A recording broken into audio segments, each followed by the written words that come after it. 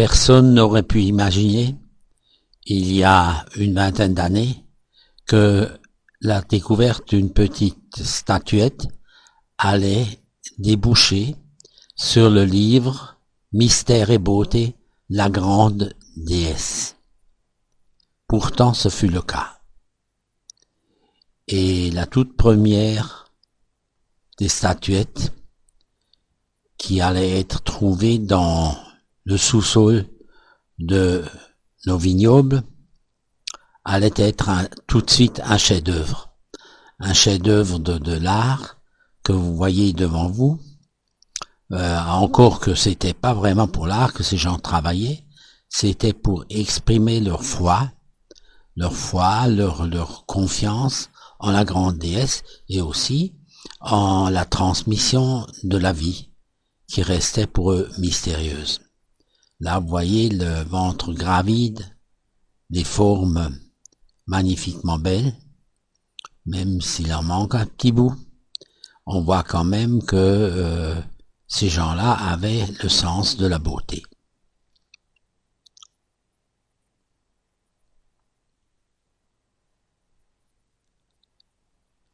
La couleur noire était quasi généralisée sur toutes les statuettes qui représentaient des femmes enceintes et même avec des ventres gravides, c'est-à-dire proches de l'accouchement. Vous voyez ici une autre pièce un peu plus archaïque, mais il faut quand même admirer le dos même de cette pièce qui est merveilleusement galbée. Il est galbé dans les deux sens. Regardez bien. Vous voyez que ce dos, ça veut d'abord dire que ce n'est pas une pierre quelconque, mais que c'est bien un être mystique. Mais qui est cet être? Cet être mystique, eh bien, c'est tout simplement la grande déesse de la fécondité.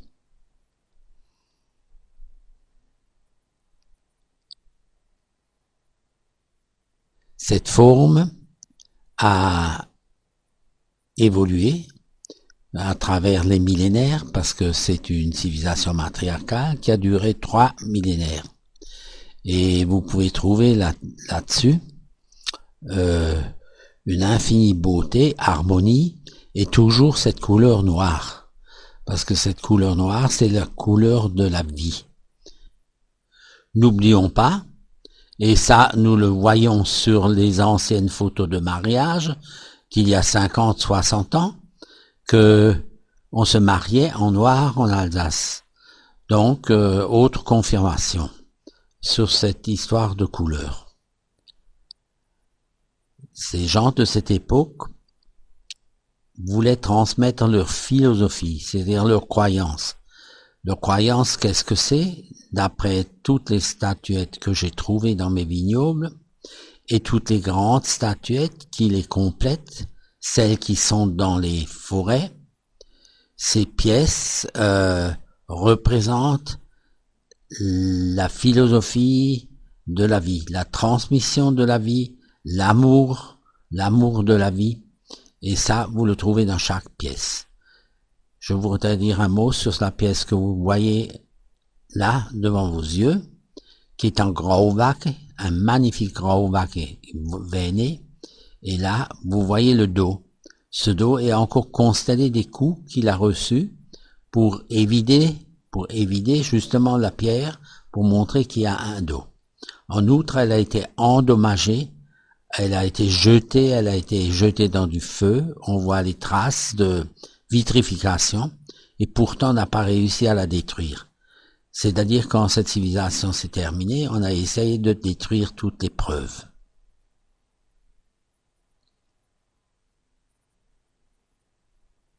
Une autre statuette s'annonce, et celle-ci n'est pas de couleur noire. Elle est d'une couleur différente.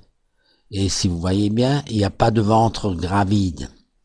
Ça veut dire que c'est une femme qui a déjà enfanté. La déesse a déjà enfanté. Vu de derrière, vous voyez la forme qui ressemble beaucoup à une madone. une Madone qui tiendrait l'enfant sur le bras gauche. Alors ils ont ajouté là, tout simplement, quand on va se tourner, comme l'accouchement s'était déjà fait, il était de coutume, on le sait, par les pièces du Balkan, d'ajouter une espèce de vulve. Même sur les petites pièces, on retrouve le même schéma, c'est-à-dire que la partie gauche de la pierre est plus proéminente.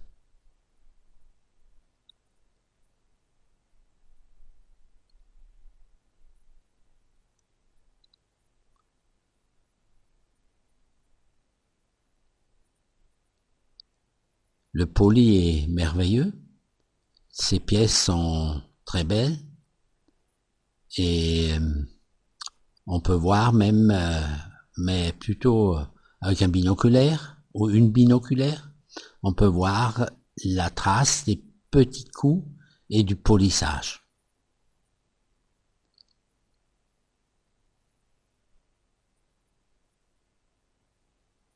Et pour prouver aussi que les mêmes pièces, on les trouve dans toute l'Europe, je me suis déplacé dans l'autre extrémité de la France, en particulier sur la presqu'île de Quiberon, où j'ai trouvé une pièce merveilleuse, mais qui est, comme vous pouvez la voir, en quartz. Remarquez la beauté de ce quartz qui servait là-bas de matériau, comme chez nous on avait trouvé cette pierre volcanique qu'on appelle la Corneana andalusite, qui a donné des pièces noires. Alors ce qui est étonnant, c'est que j'ai trouvé 100 mètres plus loin exactement la pièce que vous voyez là, mais en grand. Elle fait 2,20 mètres de haut. Elle est signalée à la mairie de Quiberon, et j'espère qu'ils vont la sauver, avant que l'océan un jour ne l'emporte. Nous avons été maintenant, nous avons vu quelques spécimens, et il y en a encore de nombreux, qui toutes se trouvaient donc dans les vignobles à l'horizon archéologique qui était à 60 cm sous terre. Et là, nous abordons toutes ces pièces qui sont des pièces à des pyramides à 3 faces. Ces petites pièces, on les avait dans les maisons, et parce que cette pyramide à 3 faces, les 3 faces, ça veut toujours dire la même chose, vie, mort et renaissance. Les gens de cette époque, je rappelle que c'était matriarcal, que c'était les femmes qui commandaient, croyaient en la vie, la mort et la renaissance. Et on va en parler tout à l'heure un peu, parce que c'est totalement inédit. Alors, maintenant, on va vous montrer d'autres pièces qui veulent toutes dire la même chose. C'est la philosophie de vie même de ces gens-là qui ont vécu en Europe pendant plusieurs millénaires, comme je l'ai déjà dit. Vous voyez une pièce là, qui est en porphyre, qui est très belle d'ailleurs, et en bas, ces pièces sont biseautées pour pouvoir les poser dans les habitations d'alors, dont on ignore tout, puisque rien n'est resté, sauf des témoignages lithiques. C'est toutes ces pierres qui sont corroborées par des grandes, dont on parlera une autre fois. On ne peut pas tout faire en même temps. En tout cas, tout ça, c'est dans le livre et largement commenté. Une des pièces les plus belles, les plus géométriques en tout cas, c'est celle que vous allez voir maintenant, qui est merveilleusement taillée, biseautée, encore qu'elle a aussi le côté gauche de la pierre qui est toujours prééminent. Le côté gauche de la pierre, il est de l'autre côté, quand elle va se tourner, on va le voir.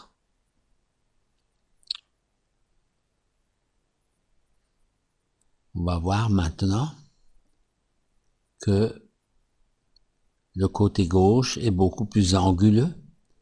Et ça, on le retrouve, on appelle ça le déhanchement. Et ça, on le retrouve dans toutes les pièces de cette civilisation, quasiment. Voilà pour les petites pyramides, qui sont aussi corroborées par les grandes, qui sont dans les forêts. Nous arrivons maintenant à une pièce, on appelle ça les déesses au collier. Comme vous pouvez le voir, un collier a été creusé, il a été sculpté dans la partie haute, et nous avons des pièces de cette nature qui sont encore dans les champs, où elles étaient érigées et qui font en général entre 3 mètres et 4 mètres de haut, et une épaisseur de la dalle, donc de la pièce géante, de chaque fois 82 centimètres, qui était la mesure, qui était l'ancienne mesure, qui est restée d'ailleurs jusqu'au 19e siècle, en particulier au Texas, où les Espagnols l'avaient introduite. Pour les morts, on en prenait soin, on leur construisait des logettes, des espèces de caveaux en pierre sèche, et on leur adjoignait ce que vous voyez, ce que vous avez sous les yeux, qui est le symbole de la déesse avec toujours le déhanchement du côté gauche, et qui accompagne les morts durant leur séjour sous terre pour les aider pour la renaissance. Donc le symbole de la grande déesse les accompagne.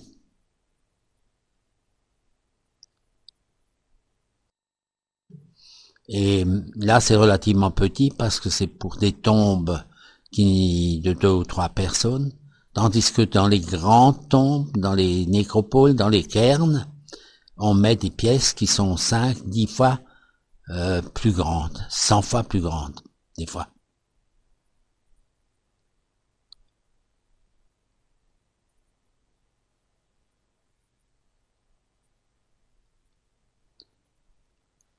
Encore une pièce dans une autre pierre, mais qui a la même fonction, et qui est aussi assez merveilleuse.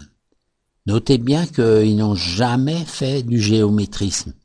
C'est-à-dire que toutes ces pièces sont soit un peu tournées pour donner quand même un peu l'apparence du vivant. Parce que il va sans dire qu'on peut pas, par exemple, scier des pierres, parce que ça donnerait une impression d'être de la maçonnerie. Tandis que là, on voulait laisser un brin de vivant. Ça se voit très bien quand elle tourne. D'ailleurs, ce système est excellent pour l'avoir sous toutes les faces.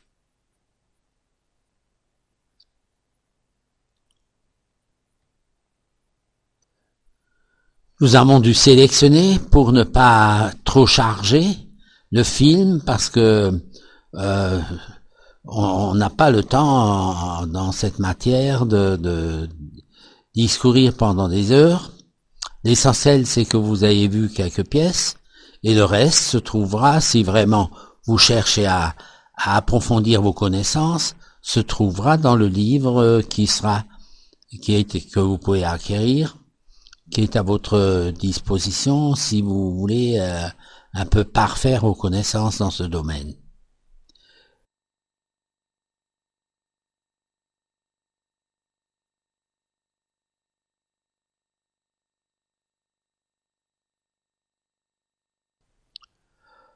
Non content de faire des pierres en forme de statuettes, on a aussi fait des espèces de pyramides. Ces pyramides relativement trapues, qu'on appelle des tétraèdres, sont à 3 faces, comme vous pouvez le voir. On va la laisser tourner. Et on appelle ça des tétraèdres parce que la partie qui regarde vers la Terre est aussi une des faces de cette pyramide. On dit à 3 faces, mais en réalité, elle a 4 faces. On voit chaque détail des coups qui ont été portés pour lui donner cette forme. Et je dois dire la très grande habileté de ces gens qui n'avaient à leur disposition pas de métal et ils ont dû se servir simplement de pierres plus dures. Ils connaissaient pas le métal ni la céramique. Un des symboles aussi qu'on retrouve souvent, c'est le symbole phallique. Le phallus avait dû les frapper et ces phallus, là on va vous montrer 2 petits qui probablement étaient dans les habitations, peut-être pourquoi pas devant une tombe individuelle. On trouve les mêmes mais en beaucoup plus grand, de 2-3 mètres de long, de haut et arqués. On les trouve devant les nécropoles. Certes, elles sont abattues, mais on retrouve avec elles aussi les pierres de calage. Ces pierres de calage qui servaient à dresser ces statues devant les nécropoles pour dire tout simplement, vous allez renaître.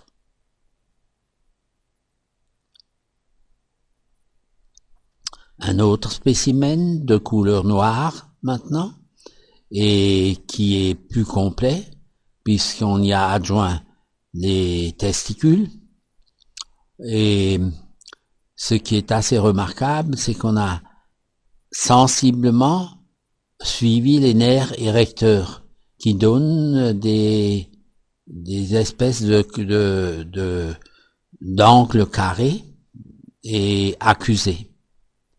Alors j'explique encore une fois qu'il ne s'agit pas de faire de la sexualité ici, c'est tout simplement un symbole devant les tombes et dans les tombes de la renaissance de la vie.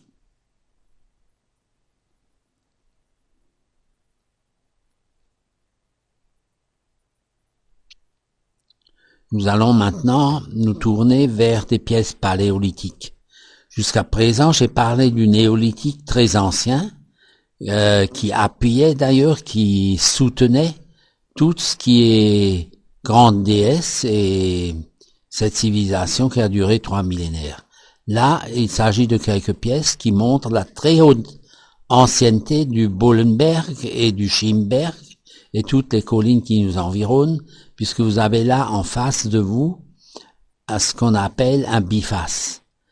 Or, c'est un biface archaïque, c'est-à-dire parmi les tout premiers qu'on puisse comparer. Il y en a pas en Alsace un seul qui soit plus vieux, à mon avis, que celui-ci. Vous voyez qu'il a simplement été taillé dans une pièce de calcite et on lui a donné 2 formes. En fait, il s'agit tout simplement d'une arme. Elle ne peut avoir aucune autre signification. Mais elle est merveilleuse. Et elle a 500 à 600 000 ans. Et maintenant, là, nous devrions pratiquement nous arrêter une seconde, si on pouvait, pour admirer cette petite statuette qui a été sortie des vignobles, d'un campement de chasseurs, mais alors des chasseurs qui avaient déjà le faciès esquimau. En regardant cette statuette, qui est une statuette de femme cette fois-ci, non pas de déesse, puisqu'elle a un visage, elle a des yeux, on magnifie ici la fonction d'accouchement. On voit le ventre gravide, il y a les 2 mains de cette femme qui tiennent ce ventre, probablement aussi parce qu'il y avait des douleurs de l'enfantement. Et la tête est totalement archaïque, elle doit avoir 30 000 ans.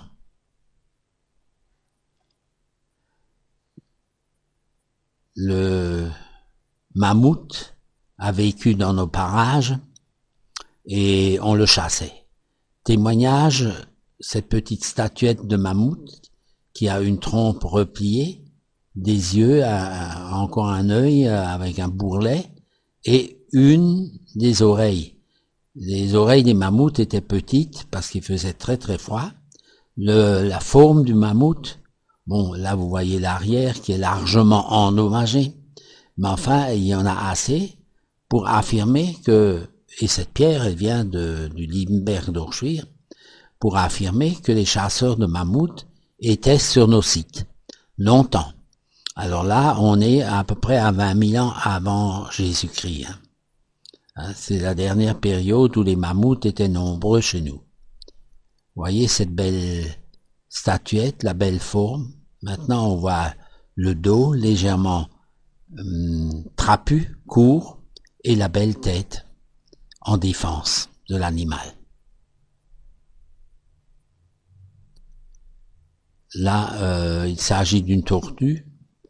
Bon, je sais que certains d'entre vous n'aimeraient pas qu'on mette cette pièce avec, mais elle était dans le site. Et l'honnêteté intellectuelle veut qu'il faut la montrer. Des tortues, évidemment, étaient très nombreuses chez nous, puisque la plaine d'Alsace, à l'époque, était particulièrement humide. Il y avait beaucoup de cours d'eau, et les tortues d'eau douce figurent dans tous les lacs encore actuels, comme le lac Baïkal ou le lac Onega en Russie, où elles prospèrent, elles vivent. Ce sont des tortues qui vivent dans l'eau douce, au contraire de celles qui vivent en permanence dans l'eau.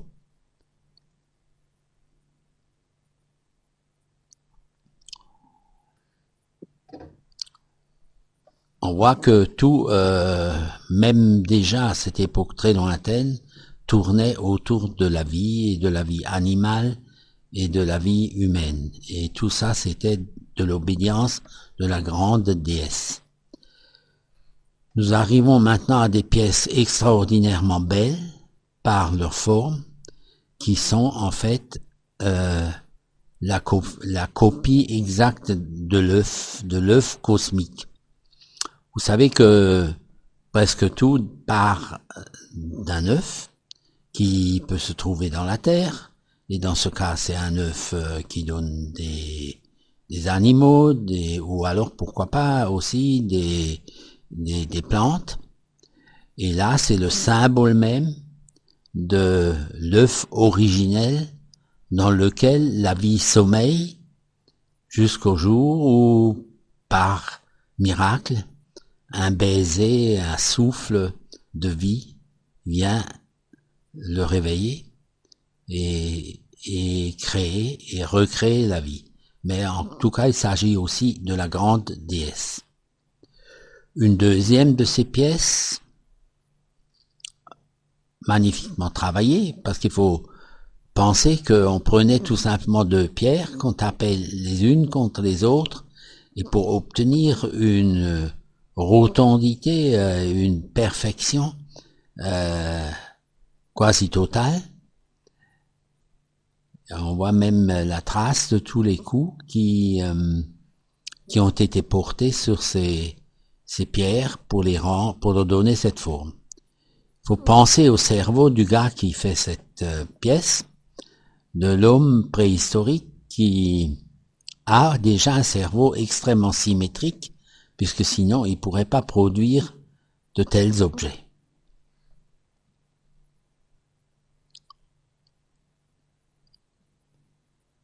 Pour des raisons que j'ignore, mais qu'on retrouve dans les grottes ornées, on faisait aussi des petites statuettes animales.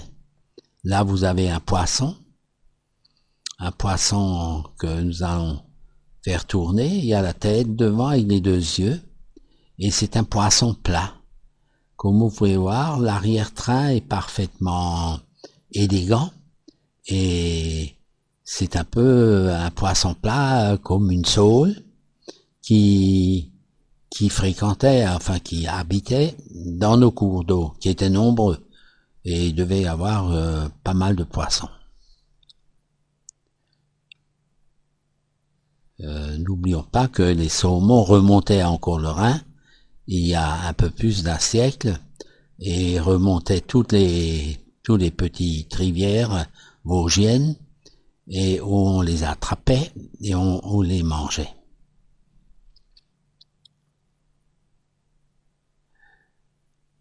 Cette statuette que vous voyez est une statuette d'un phoque. Le phoque devait vivre aussi avec la tortue et les poissons.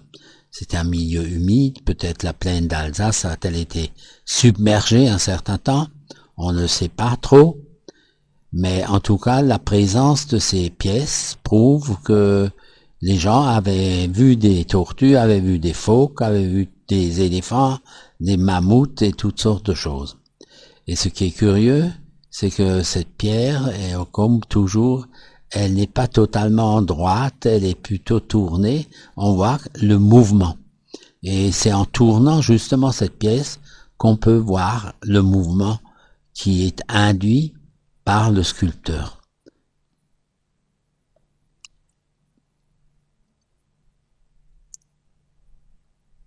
Nous allons terminer, je crois, avec des motifs de hérisson. N'oublions pas que le hérisson a été considéré jusqu'à une époque récente comme l'utérus féminin et en particulier faisant partie de la vie, de la transmission de la vie et de la transmission du savoir qui était dévolu aux femmes. Le hérisson était considéré comme l'utérus. Longtemps on a cru que l'utérus était tout simplement en suspension dans le ventre féminin. Voyez ces formes toutes simples, mais en quelques coups de pierre, on avait réussi à leur donner de la vie, à leur donner des mouvements, sans les bouger, ce qui est tout simplement génial. Et jamais elles ne sont entièrement droites.